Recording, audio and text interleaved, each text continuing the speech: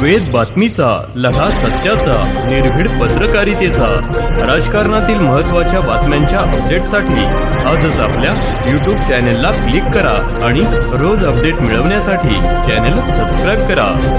नमस्कार, आपण पाहत आहात वेद बातमीचा. मिरज गावात स्थानिक गुन्हे शाखेची मोठी कारवाई.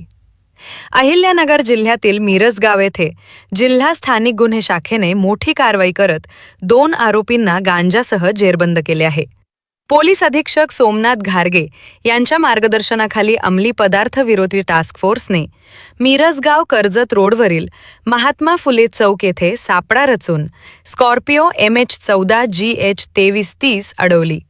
गणेश कराड वय 32 व सुखदेव कदम वय 30 दोघेही राहणार आगसखान तालुका पाथर्डी यांच्याकडून 132 किलो 84 ग्रॅम गांजा, 2 मोबाईल व स्कॉर्पिओ वाहन असा एकूण 25,43,000 रुपयांचा मुद्देमाल जप्त करण्यात आला.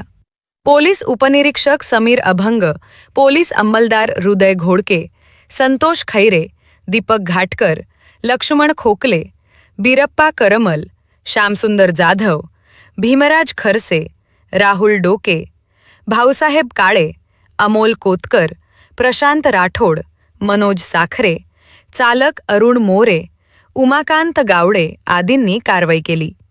या प्रकरणी मिरजगाव पोलीस ठाण्यात NDPS कायद्यानुसार गुन्हा दाखल करण्यात आला असून पुढील तपास सुरू आहे.